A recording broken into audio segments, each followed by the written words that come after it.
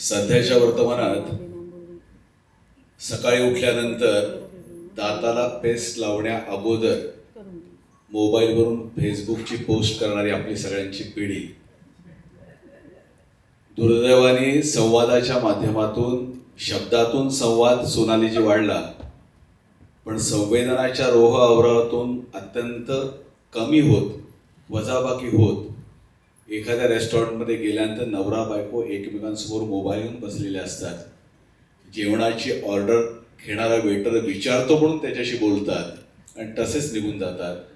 हे संस्कृतीचं झालेलं विकेंद्रीकरण केंद्रीभूत करण्यासाठी खऱ्या अर्थाने उत्सव, संस्कृती, परंपरा, रूढी, प्रथा आणि त्या माध्यमातून एकमेकांशी संवाद साधत स्नेह वृद्धिंगत करत भविष्यातील समर्थ भारत असेल, समर्थ राज्य असेल किंवा आपलं स्वतःचं कुटुंब असेल, हे खऱ्या अर्थाने घडवण्यासाठी जर प्रयत्न करायचे असतील तर निसर्गाशी नातं जपण्याची नितांत परंपरा आहे.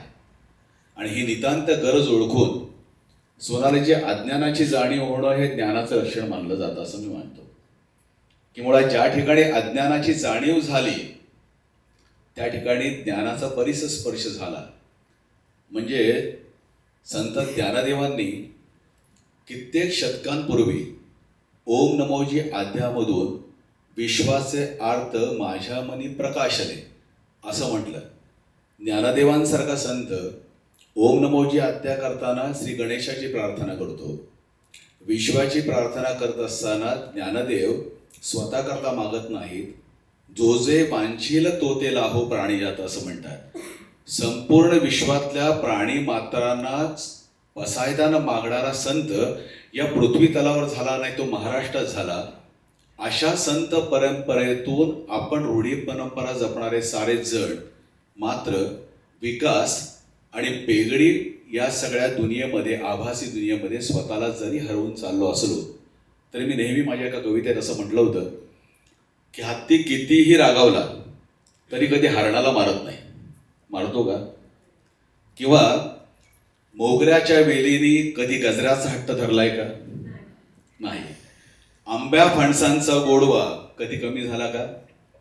तर नाही. आणि दुष्काळातही कोकिळेने कधी बेसूर सूर लावला नाही. पण आपण मात्र जगण्याचं सामर्थ्य हलवून 100 वर्षाचं आयुष्य नसताना देखील इतक्या अहंकारीपणे दिवसभरात वागतो की तसं काही आपण या विश्वाचे मालक आहोत. पण तसं नाही. आपण विश्वाचे मालक नव्हे तर विश्वाचे विश्वस्त आहोत. आणि विश्वस्त म्हणून निसर्गाशी नातं जपण्याची गरज आहे. जपलं नाहीत तर कोविड परत यायला वेळ लागणार नाही. कोविड आल्यानंतर जैवसाखळीमध्ये अग्रभागी असणारा माणूस सकपाळेजी अत्यंत शेवटच्या ठिकाणी गेला. आपण घरात कोंडून घेतलं, माणसं माणसांना विसरली. दीपशिखाजी असं वाटायला लागलं की बाबा बायको मुलगा कोणी असले तरी मास्क लावून पलीकडच्या खोलीत बस असं सांगू लागलो. आणि खिडकीतून नॅशनल पार्कमध्ये लोक पाहत होती, हरणं मात्र बागडत होती, चितळे मात्र फिरत होते, सगळीकडे स्वच्छ वातावरण होतं. आणि मी गोडवे गात होतो की बघा निसर्ग किती सुंदर आहे. आणि आमचं सांगत होते की बाबा आता हिमालय सुद्धा अत्यंत जवळ असल्यासारखा वाटतोय. हे असलं शहाणपण त्यावेळेस येतं जेव्हा मृत्यूला आपण कावळताळतो. आमच्या राजकीय सर्व मुख्यमंत्री महोदय असतील, अन्य मंत्री महोदय असतील, कारण माझी मुळात भूमिका अशी आहे की मला असं वाटतं सकपाळे साहेब, माननीय मुख्यमंत्री महोदय असतील, कोणी असतील त्या त्या पदांवरची, ही मुळात माणसं आहेत. ती जरी त्या पदावर असली तरी कधीतरी जर माणूस म्हणून झालाय त्यांनाही मृत्यूला कवटाळायचं आहे. आणि जग 2च सूत्रांवर चालतं, आयदर इन्सेंटिव्ह नाही तर थ्रेट. थ्रेट आपण अनुभवला कोविडमध्ये. इन्सेंटिव्ह म्हणजे आजकाल दिवस वेगळे झालेत. त्यांना आपण आई म्हणायचो पूर्वी, त्या ठिकाणी आजकाल बरेच जण मम्मी म्हणतात. मम्मी मुलाला सांगते आजपर्यंत संध्याकाळी हा लेसन पूर्ण कर, संध्याकाळी आल्यावर तुला चॉकलेट देईल. So that is the quite difference. म्हणजे हा इन्सेंटिव्ह दिला तरच असं होतं. म्हणजे आज संध्याकाळी गेटवे ऑफ इंडियाला 500 रुपयाच्या नोटल्या वाटल्या जाणार आहेत, तर इथे 5 लोक पण कदाचित दिसली नसती, सगळे गेटवेला असते. किंवा 4 दिवसानंतर एक सुनामी येणार आहे, चेंबूरच्या पुढे जातील तेवढे सगळे वाचतील, माननीय राज्यपाल महोदयांपासून सोनालीपासून सगळेजण अगोदरच पनवेलच्या पुढे खोपोलीला जाऊन उभे राहतील. So there is two way only की या दोन जगण्यातनं करावं लागतं. एवढं सगळं मी असं सगळं ते असं तेल का होतं माहितीये का, याच व्यासपीठावर खूप भानगड झाली होती 2006 साली.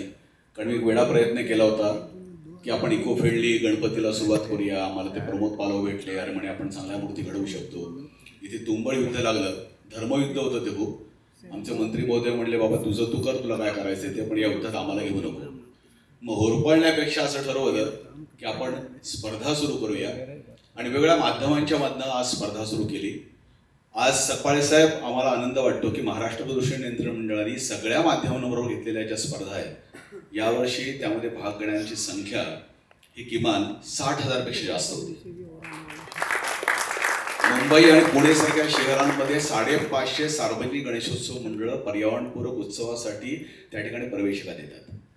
आम्हाला मध्ये सकपाळे साहेब ज्या ठिकाणी एक शिवधनुष्य उचलण्याचं काम यावर्षी त्यांनी केलं त्यांच्यासाठी पहिल्यांदा टाळ्या वाजवा.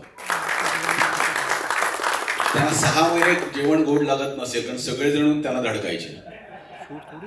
शासनामध्ये एक चांगलं असतं, शासनामध्ये काय असतं, एकाला नेमणूक करून देतात. म्हणजे आपल्या गळ्यातला साप त्यांच्या गळ्यात अडकवायचा आणि त्यांना सांगायचं आता बाबा हा साप चावला पण नाही पाहिजे आणि पळून पण जाता कामा नये. पण तो साप चावला पण नाही, पळून पण गेला नाही. यावर्षी 90% गणेश मूर्तींचं विसर्जन कृत्रिम तलावात केलं जाण्याचा श्रेय हे मुंबई महानगरपालिका आणि सकपाळे साहेब यांचं आहे. चांगल्या पद्धतीने त्या ठिकाणी हायकोर्टला त्यांनी पटवून दिलं आणि अशा पद्धतीने या स्पर्धांच्या माध्यमातून आपण प्रयत्न करतोय. माझा विश्वास आयुष्याचा ठाम आहे की रामायणामध्ये रामायण किती लिहिलं गेलं असलं, दीपशिखाजी, सर्वजित नंतर अजून एक चित्रपट करा तुम्ही, त्या खारीवर करा. कारण इतिहास नेहमी खारीच्या नावाने लिहिला जातो. खारीचा इतिहास तुम्हाला पुसता येणार नाही. एखादं वानर विसरता येईल पण खार नाही विसरता येणार. कारण तिचं कौतुक करणं महत्त्वाचं आहे. तिने किती माती टाकली महत्त्वाचं नाही आहे, तिच्यामध्ये असणारा पॉझिटिव्ह ॲटिट्यूड खूप महत्त्वाचा आहे. त्यामुळे हा जर का एक असेल तर आपण बदल घडवू शकतो. बदल घडवण्यासाठी आपली कृती आवश्यक आहे आणि येणाऱ्या कालावधीमध्ये निसर्गाशी नातं जर का तोडलं तर आपल्याला कोणीच माफ करणार नाही. हजारो कोटी रुपयांचं अनुदान देऊन शेतकऱ्यांचे प्रश्न सुटणार नाहीत. आपल्याला विचार करायला हवा. वेळ टळून गेले. स्टेफन हॉकिंग सांगून गेले शेवटचं शतक आहे. ते म्हणले शेवटचं शतक आहे. आपण एवढी प्रगती केली की यावर्षी 2050 पर्यंत 2 डिग्री टेम्परेचर हे कमी करण्यासंदर्भात भूमिका घेतली. आपण ऑलरेडी 1.5 डिग्री टेम्परेचर वाढवून बसलोय आणि खूप भयानक आहे. फक्त आपलं कॅल्क्युलेशन कसं असतं, मी 55+ आहे ना, 35 वर्ष तर काय होणार नाही ना, पुढचे बघतील काय असेल ते. हे विचाराची बरोबर आहे ना, हे कॅल्क्युलेशन आहे. पण आमच्या अभिषेकांनी जे मात्र असं नाही, त्यांनी ठरवलंय की कारण हा सगळा ना आतबट्ट्याचा व्यवहार आहे. यांना सगळ्यांना ज्या त्यांचे स्पॉन्सर आहेत त्यांचा हिशोब केला ना तर त्यांची 20 पैसे 50 पैसे असतील यांचा खर्च खूप आहे. पण हे सामाजिक भान ते फ्री प्रेस त्या ठिकाणी बाळगतं. कारण स्वातंत्र्य लढ्यापासून नवशक्ती आणि फ्री प्रेस यांचं असणारं योगदान आजही आमच्यासारखी पिढी विसरणार नाही. कारण ते वाचत आम्ही मोठे झालो. म्हणून मी नेहमीच असं म्हणतो, संस्कार देवळात देव शोधायला लागला नाही. कारण पाडगावकर भेटले, करंदीकर भेटले, असे सगळे शंकर वैद्य भेटले, यशवंत देव भेटले, श्रीनिवास खळे भेटले. मग अशी आमच्या मॅडमने सांगितलं ना की दूरदर्शन, एवढी मोठी माणसं भेटल्यानंतर देवळात जाऊन शोधायचं कशाला हो.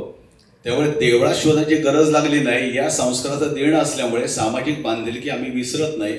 मग ते शासनात काम करत असो नाही तर कुठेही करत असो, ती जपण्याचं काम आपण प्रत्येकाने करावं. इतकंच सांगून आपल्या सगळ्यांची मनापासून रजा घेतो. पुन्हा भेटूया पुढच्या वर्षी अशा अभिनयाचा.